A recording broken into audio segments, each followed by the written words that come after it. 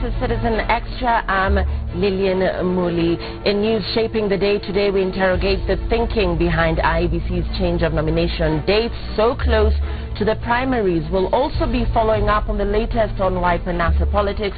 What is the way forward on the presidential flag bearer?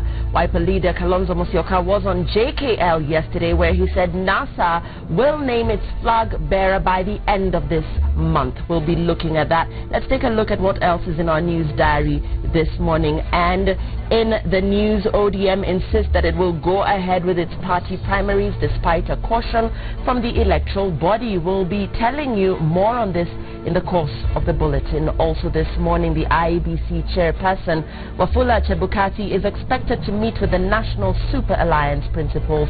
The meeting is expected to discuss plans by the opposition front to set up a tallying center for the August 8th poll. Still in politics, the minority leader in Parliament and Wiper Party member Francis Nyenze has lined up a press conference this morning. This comes after the 7 days ultimatum he issued over the announcement of a NASA flag bearer elapsed. In the health sector, it is a relief for public sector doctors. This follows a directive by President Uhuru Kenyatta to county governments to pay the salary arrears withheld over the 100-day strike by the medics. Will governors pay? We tell you more in this bulletin. In Parliament, the National Assembly Lands Committee has finalized its report following a petition seeking to oust National Lands Commission Chairman Mohammed Swazuri.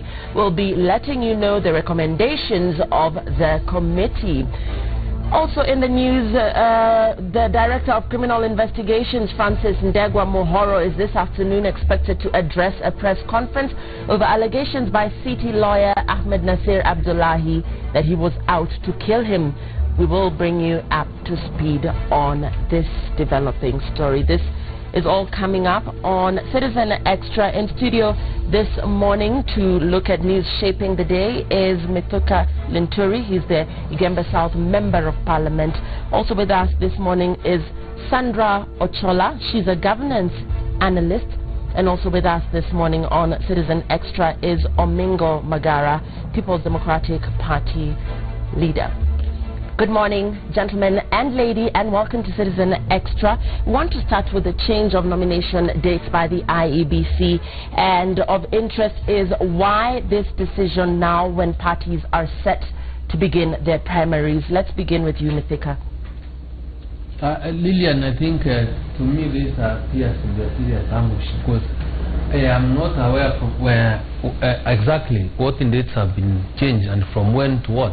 So probably you are able to give me some insight on the happenings of the last 24 hours. I really appreciate it because you realize we may not be privileged to be watching news every time because of the nature of the work that we are involved in, and to refresh my mind, I really appreciate that kind of insight so that I'm able to answer adequately.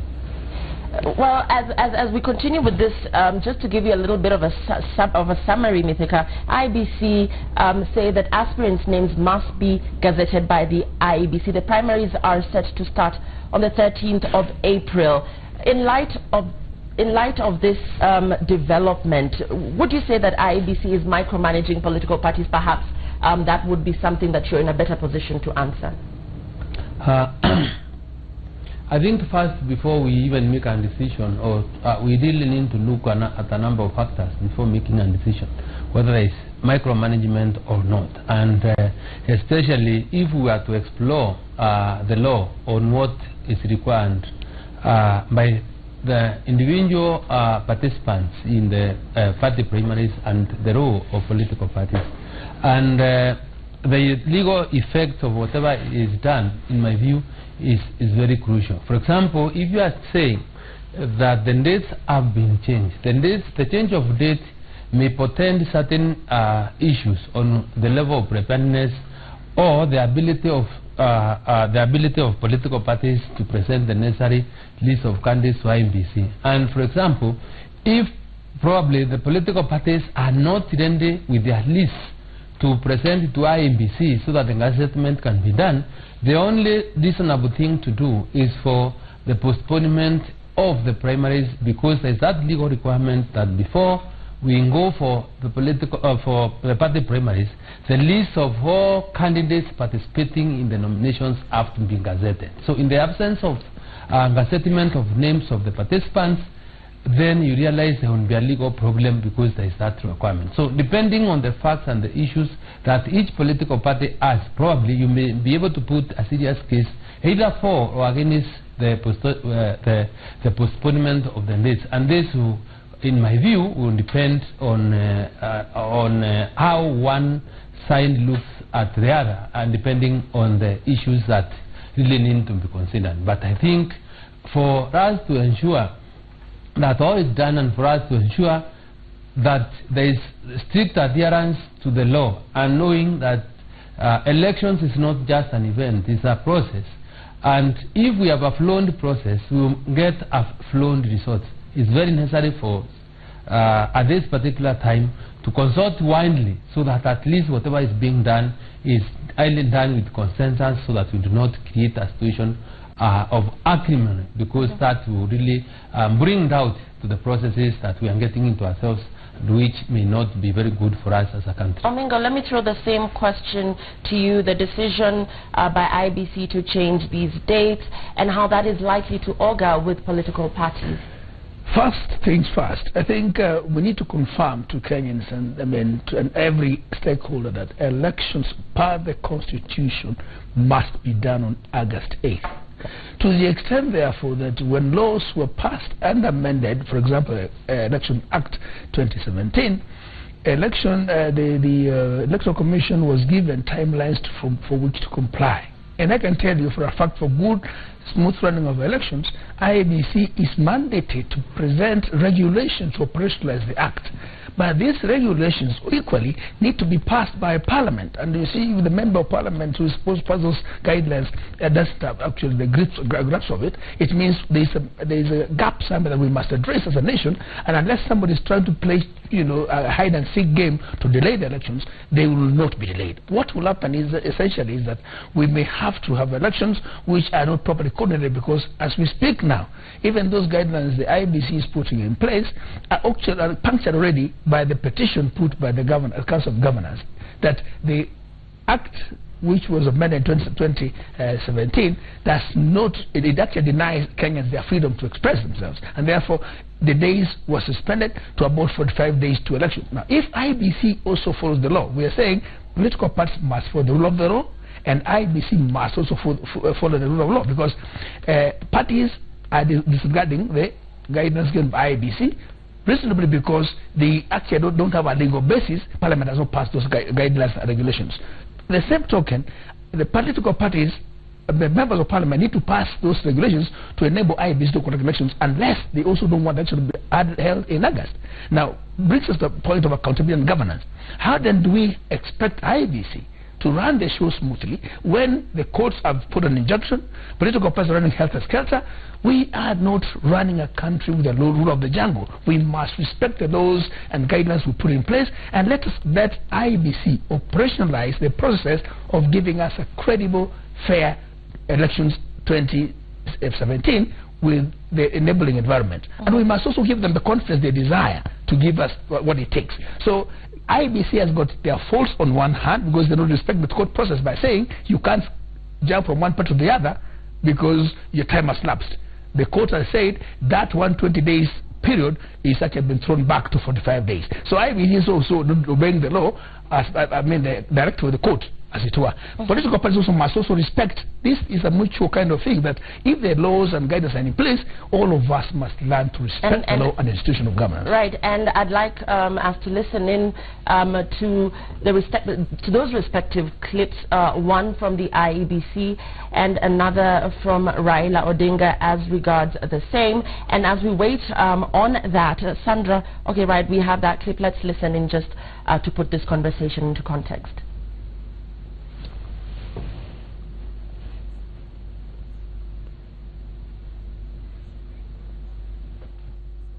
Political parties are free organizations, members belong voluntarily, and we don't want to be micromanaged by an election body.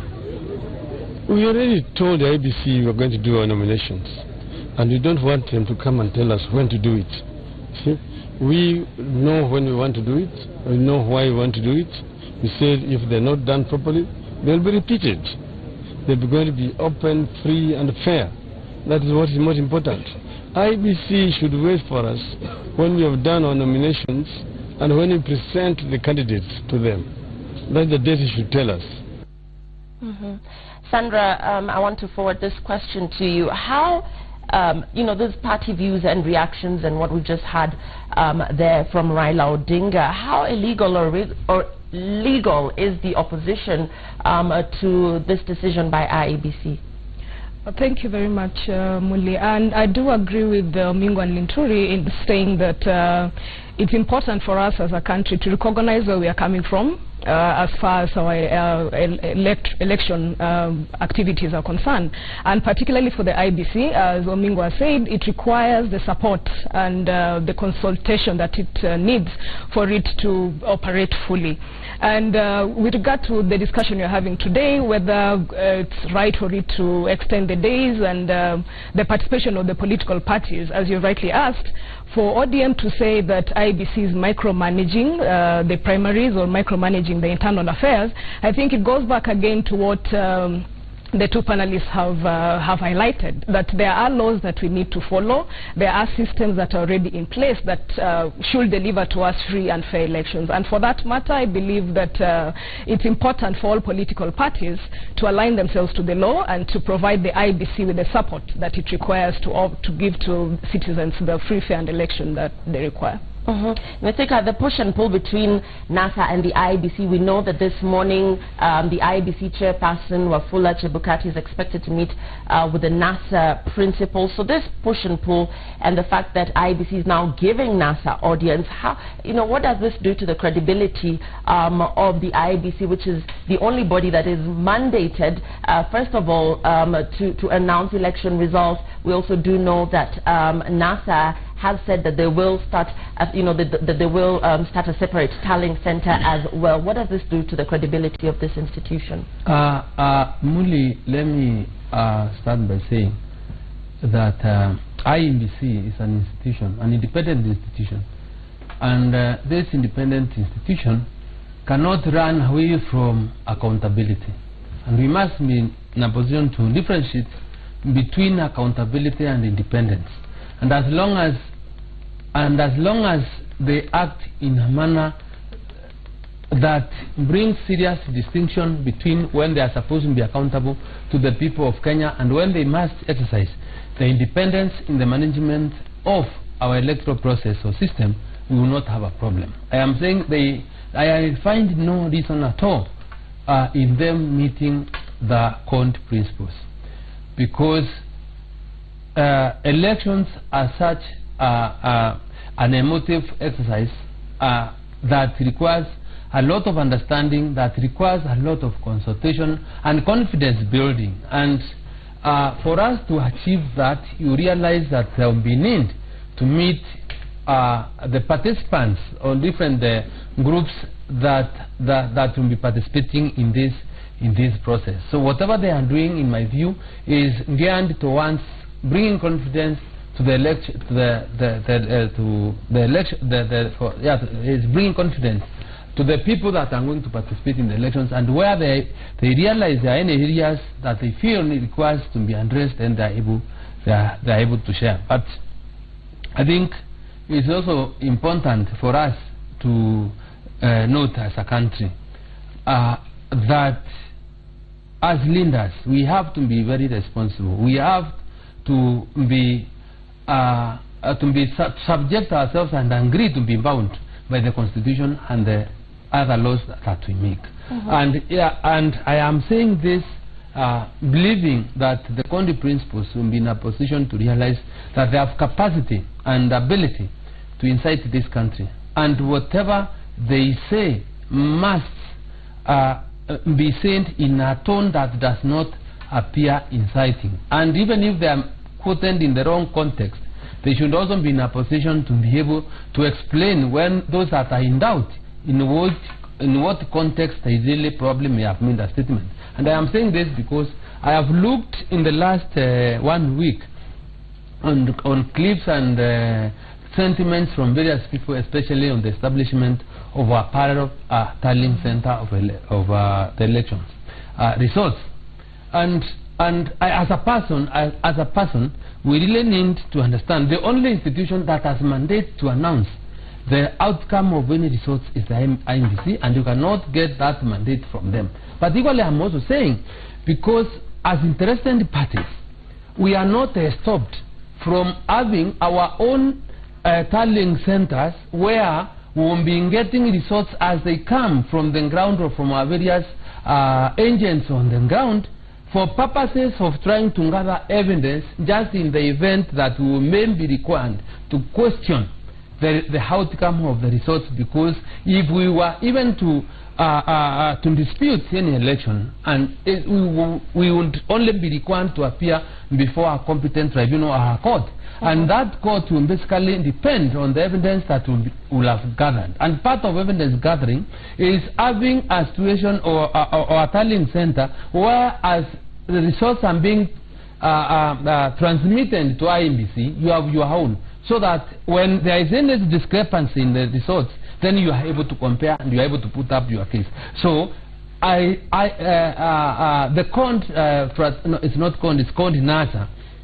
NASA should further go and explain to Kenyans and tell them we have no problem, or we do not question the mandate of INBC in announcing who the winner of these results will be. And we are not taking over the mandate, but we are saying we also be, our only center is limited to the extent that we want to know whether the transmitted results to INBC are the ones that will have gotten, so that if there is a dispute, we can raise issues. But not to bring a perception or a creation in the minds of Kenyans that they have capacity or they will be announcing different results from INBC, and this is what is bringing confusion, and they have a duty to kindly tell the Kenyans exactly what they mean, because we cannot afford to have a situation like the one that we had last time, where elections can be disputed. Thanks for that, Omengo. You know, looking at NASA, you know, first on the separate tallying center, and then now on them defying this move by IEBC to change nomination dates. Is ODM making rules that are convenient to them as opposed to what the election laws say? First, Lillian, let me address myself the issue of credibility of the IEBC. Then I'll answer your question. Number one, in terms of consultations everybody's talking about of stakeholders, we agree that IEBC has got the capacity and mandate to meet everybody else to spell out any fears or rumors that may be playing out from every sector of this in this exercise. Number two, we should also appreciate that it is us, politicians, who are needed to remove the former IEBC and get the new one now we have in place. Before they play their game, we also want to cast aspersions. What I must insist with IEBC is the fact that they don't need to move their ground. If they did that, then that's a recipe for trouble. Because if we try you once on this and we win, next time we're going to announce ourselves as leaders. Regrettably, the only absolute power rests with the announcement of our results by IEBC. Painful as it may be, like some of us have suffered the pain of irregular results being reversed and being announced. That's the pain of the law that we put in place. So IEBC, for them to be credible, they then must also express themselves fairly, listen to everybody, but stand their ground for purpose of independence and firmness. On the issue of the separate tallying centers, even as candidates, when we run, we actually do that. But that is not for purpose of us standing on the rooftop and saying, I won vis-a-vis X.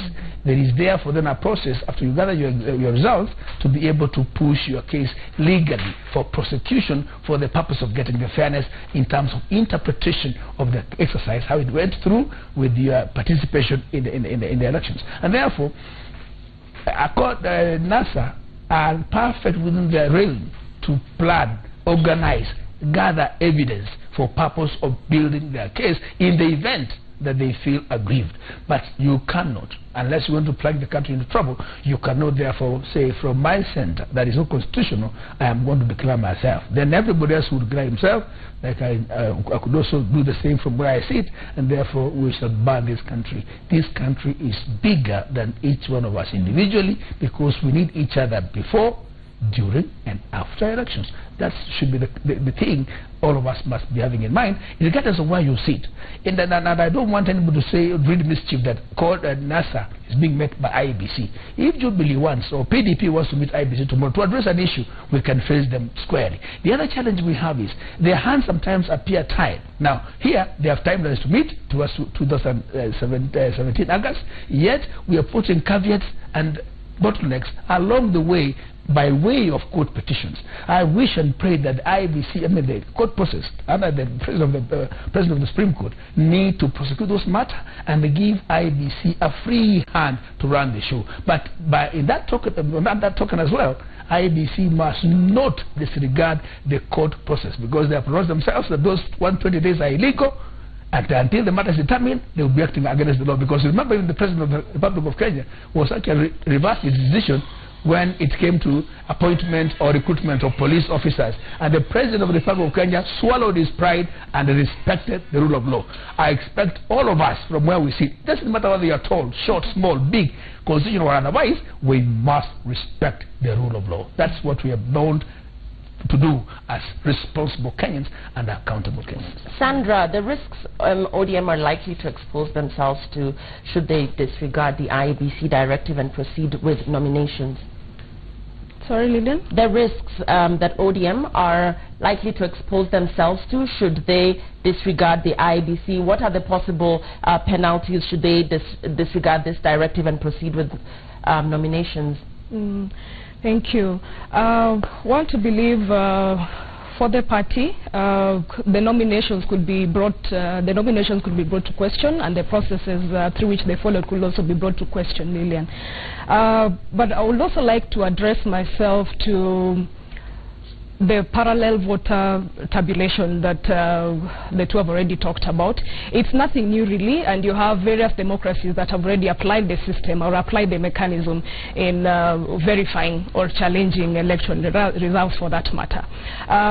The problem, however, is how that process is undertaken. Already you can see there's a lot of speculation as regards to what NASA will be doing and how it's going to do it, and the problem comes in because the party has not fully involved its supporters and has not fully involved the relevant institutions in its preparation in its preparation processes rather, and so that brings to question the intent of the party.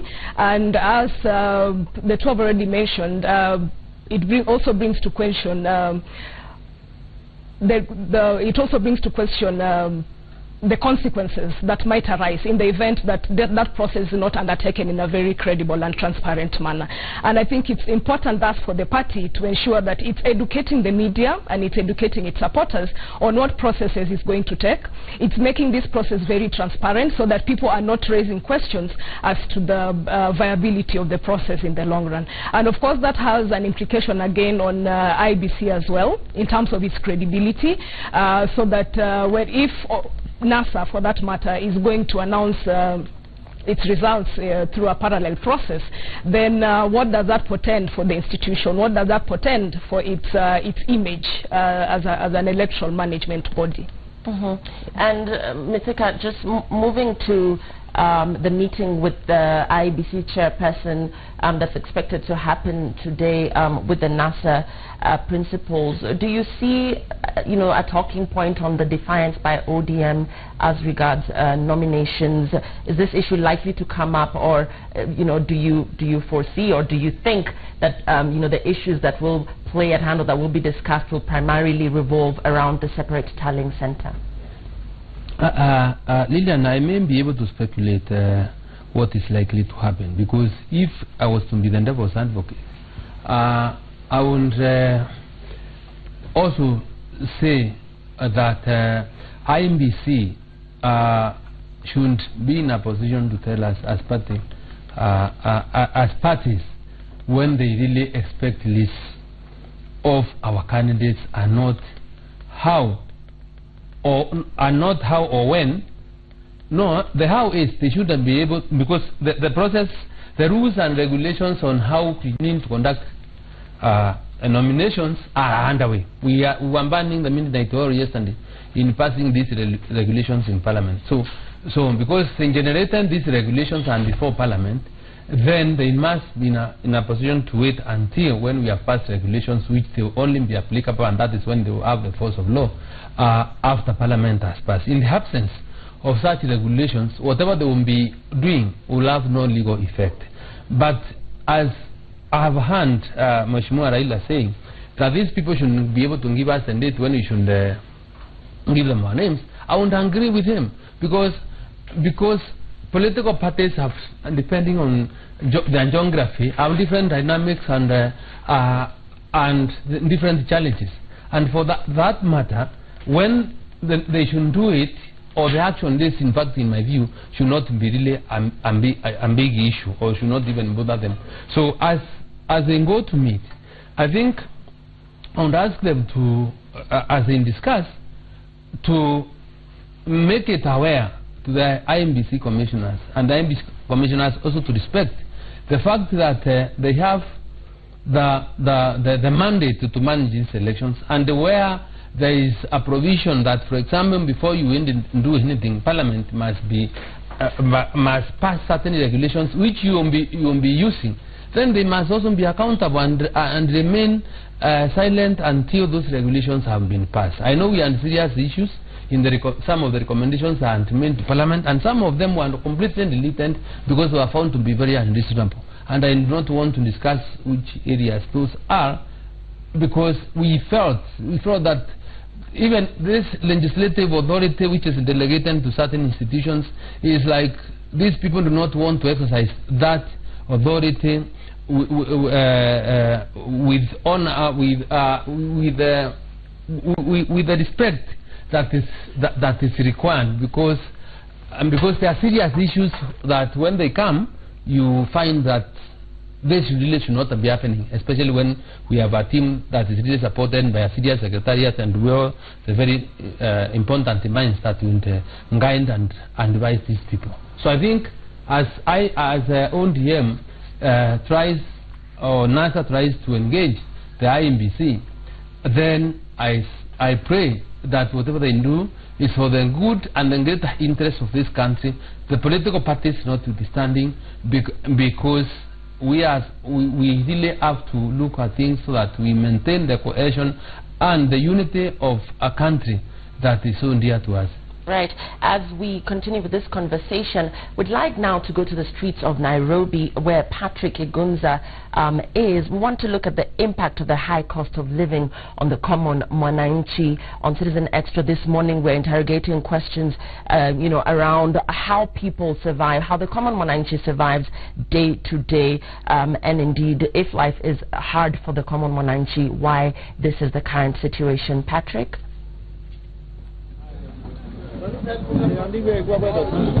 Well, thank you very much indeed, Lillian Muli. As you rightly put it, we are coming to you live from the streets of Nairobi. This morning, I have the privilege to sit amongst Kenyans who decide to lead a very simple life. Areas like this is where they find comfort in having their breakfast as well as serving other meals throughout the day. My intention today is just to have a word with them to get to understand how life is taking them as far as the cost of living goes. Remember, the government has been upbeat, indicating that they are putting in place measures to ensure that Kenyans do not suffer as far as earning a living goes, as well as catering for their basic needs. But then again, we all know that the cost of unga has been rising, and many are finding it difficult to have 3 meals a day. And so later on in this discussion, we will be getting to understand exactly how far this has gone and how many are coping up with the situation. Look at the gentlemen who are seated here. Some are having tea, some are having mandazi, others mandondo, like the old man there said. And me, I've decided to also join in and see whether I can cope up. So we will delve really deep into this situation, and I will be also talking to the proprietors of these small businesses so that we can understand how exactly the high cost of living is impacting their business. But that will be much later in this discussion. Right now, continue engaging the experts in studio, and when you'll be ready for me, no doubt, I'll give you the situation right from the street. In the meantime, let me continue sipping in my kibanda tea. That is Patrick Gunza having his breakfast out there with a common wananchi, and this is what a lot of Kenyans, have for breakfast every other day.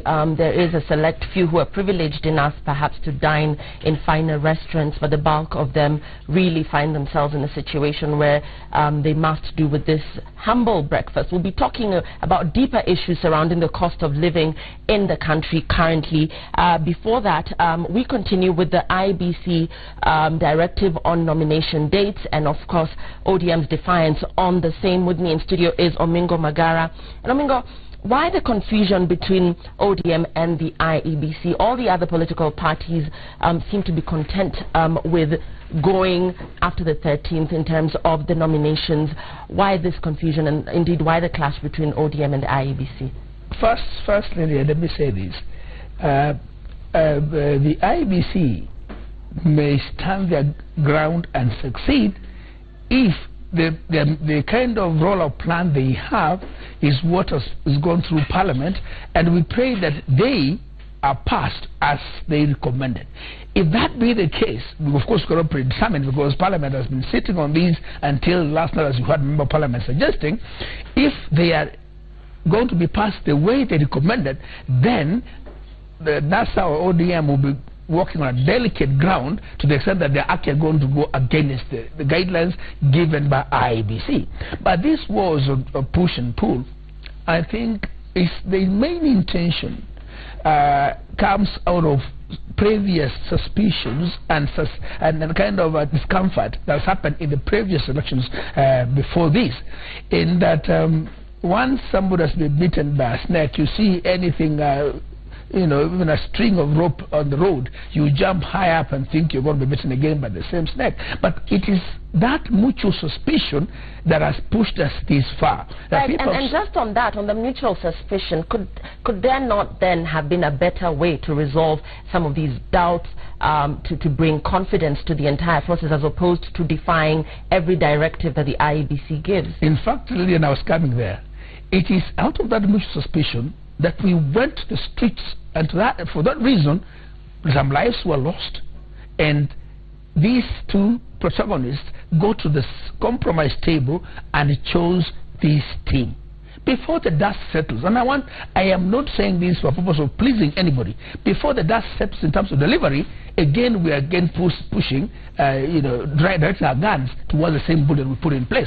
I think it is only that anxiety that we intend to kind of look like we may be offended before the offense. What I'm pleading for leadership, include those for and against the processes, to give IEBC a chance, because that suspicion was eroded by the fact that a fresh team was put in place. Please, for heaven's sake, let us respect those ones we put in place collectively, and not raise a finger. But they have not made any commitment to show like they are failing. Now we are telling them they are failing. Now what are we telling our voters? Don't even go and vote, because this election has been stolen anyway.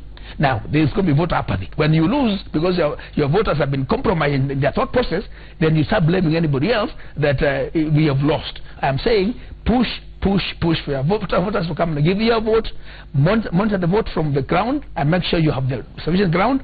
IEBC must not worry about whatever is going to happen, because if they are doing a credible job, let anybody else oversee them. Overseeing elections is done by everybody else. UN oversees elections. Every government sends people to oversee elections for purpose of gathering evidence and building confidence. What we must do, it is only this body we put in place that must conduct elections. Now, crying foul over the same body before they deliver, I think is a zero-sum game to us as participants and the people who want to support us as a leadership of this country, because we must also believe in what we put in place. And we are back with more news shaping the day. When we return, we talk wiper politics, and we'll be talking to Jonathan Mweke, Deputy Governor, Nairobi County. Also joining us in this this conversation will be Steve Mogaka.